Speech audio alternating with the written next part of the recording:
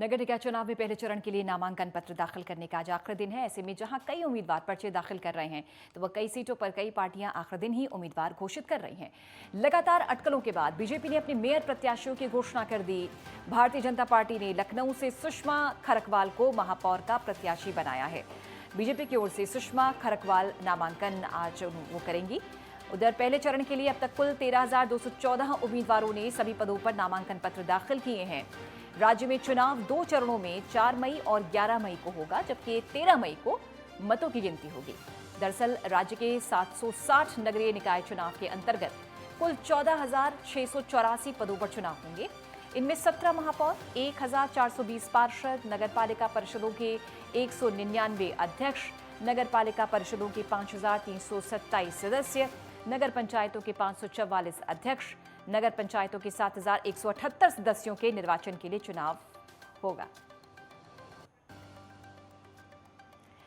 दीपक पांडे हमारे सहयोगी इस समय लखनऊ से और आगरा से हमारे सहयोगी जुड़ गए हैं और वाराणसी से अमन शुक्ला भी जुड़ गए हैं। क्योंकि अब निकाय चुनाव की सियासी हलचल जो है बहुत तेज है, तो सबसे पहले आपके साथ शुरुआत करते हुए दीपक ये बताएं कि नॉमिनेशन की प्रक्रिया भी शुरू हो गई और तस्वीरें भी हम देख रहे थे काफी, चूंकि हर चुनाव किसी उत्सव से कम नहीं होता, तो लखनऊ की जरा रौनक बताएं।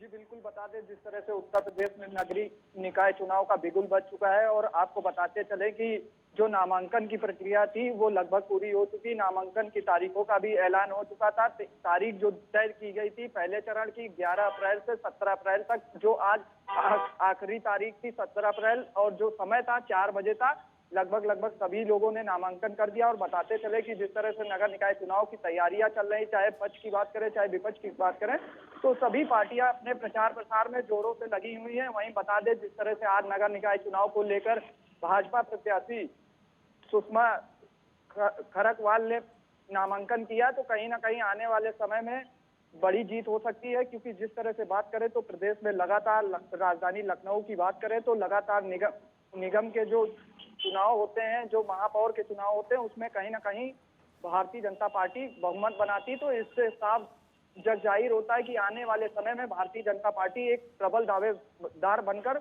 उभरेगी। ठीक, अमन ये बताएं कि इस समय वाराणसी में क्या हलचल है निकाय चुनाव को लेकर और कैसे समीकरण आप कैसे देख रहे हैं इस समय जमीन पर?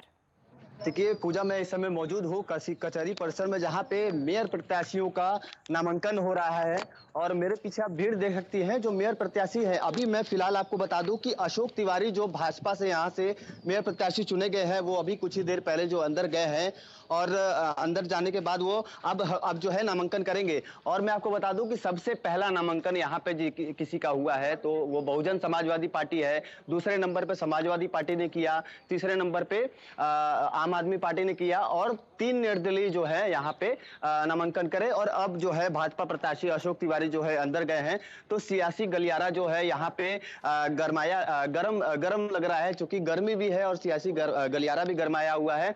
बीते अभी 2 दिन पहले जो अतीक अहमद की हत्याकांड हुआ है, उसको मद्देनजर रखते हुए मैं अपने सहयोगी से कहूंगा दिखाइए, सिक्योरिटी के यहाँ पे तमाम इंतजाम किए गए हैं, बैरिकेटिंग्स लगाई गई हैं। बैरिकेटिंग्स के इस साइड में जहां नामांकन हो रहा है वहां कोई भी गाड़ी या कोई भी बिना आई कार्ड या कुछ दिखाए अंदर नहीं आ सकता है। और मेरे पीछे भी जो जहां पे भीड़ लगी हुई है, जहां भाजपा कार्यकर्ता इकट्ठा हैं अपने प्रत्याशी को नामांकन करवाने के लिए, वहां पे भी देख सकती है यहाँ की पुलिस प्रशासन काफी अलर्ट है, क्योंकि कचहरी परिसर है, कोई घटना ना हो जाए इसके तौर पे यहाँ पे योगी आदित्यनाथ का सख्त आदेश है कि कोई भी चूक नहीं होनी चाहिए। जी ठीक, टिंकू, ताज नगरी में जरा बताइए कि नामांकन को लेकर आज क्या रसाकशी आपको नजर आई?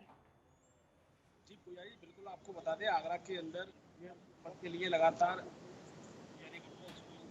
आज चिंतित है। इसको लेकर प्रशासन कड़ी मुस्तैद के बीच में नामांकन किया गया। आपको बता दें भारतीय जनता पार्टी की तरफ से हेमता दिवाकर जी को टिकट दिया है। वहीं आपको बता दें जो पूर्व विधायक रहे हैं भाजपा से, जिसको देखते हुए और कांग्रेस ने भी अपने प्रत्याशियों का नाम घोषित कर दिया। सभी जो विपक्ष है उसकी तरफ से आज आगरा में महापौर पद के लिए नामांकन किया गया है। जी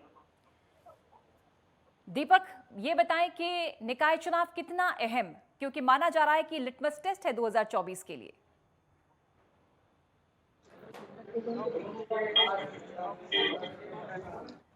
लगभग की प्रक्रिया भी पूरी हो चुकी है।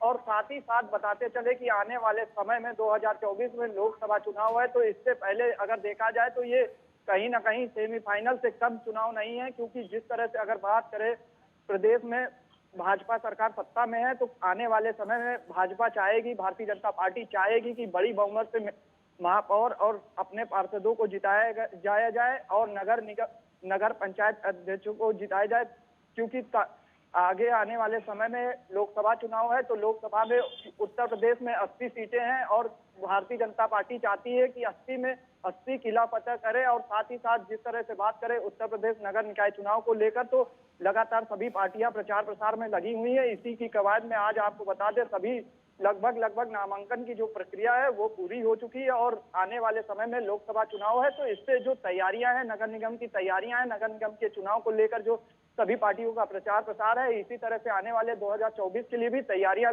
बेहद महत्वपूर्ण होंगी। और अभी एक रण तो अमन चुनाव चिन्ह के लिए भी लड़ना है प्रत्याशियों को।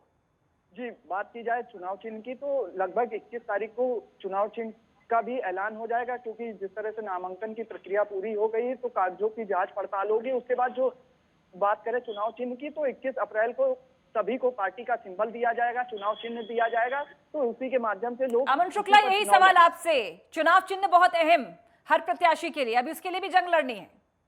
जी पूजा, मैं आपको बता दूं कि चुनाव चिन्ह के लिए भी जंग लड़नी है और यहाँ पे जो सियासी गलियारा है काफी गरमाया हुआ है। मैं आपको बता दूं कि एक प्रत्याशी अभी मेयर के चुनाव के लिए यहाँ से भाजपा से कम नहीं तो 123 लोग केवल भाजपा से खड़े हुए थे, लेकिन टिकट किसी एक ही को मिलना था और अशोक तिवारी को भारतीय जनता पार्टी ने चुना अपने मेयर प्रत्याशी के तौर पे। और यहाँ पे सियासी गलियारा जो है गरमाया हुआ है और मैं दिखाना चाहूंगा अपने सहयोगी को, कहूंगा दिखाइए। जो अभी भी भारतीय जनता पार्टी के जो कार्यकर्ता है वो यहाँ पे मौजूद हैं और उनके जो मेयर प्रत्याशी है वो अंदर गए हैं नामांकन करने के लिए और सिक्योरिटी, हाई लेवल सिक्योरिटी यहाँ पे लगाई गई है। देखिए किस तरीके से बंबू लगा के जो है बैरिकेडिंग लगाई गई है और देखिए बगल में जो है पुलिस विभाग के जो पुलिस प्रशासन है, तमाम जो पुलिस प्रशासन है काफी हाई अलर्ट है, चूंकि अतीक अहमद की डबल मर्डर जो बीते 24 घंटे बीते परसों दिन जो डबल मर्डर हुआ है उसको देखते हुए काफी अहम है, क्योंकि ये कचहरी भी है, कचहरी के अंदर नामांकन हो रहा है तो काफी अहम रखता है। और चुनाव चिन्ह भी जब चुनाव चिन्ह की घोषणा हो जाएगी तो सियासी गलियारा थोड़ा सा और गरमाएगा। जी पूजा, धन्यवाद आप तीनों का जुड़ने के लिए। अपडेट लगातार निकाय चुनाव पर आपसे लेते रहेंगे। फिलहाल के लिए बहुत बहुत शुक्रिया।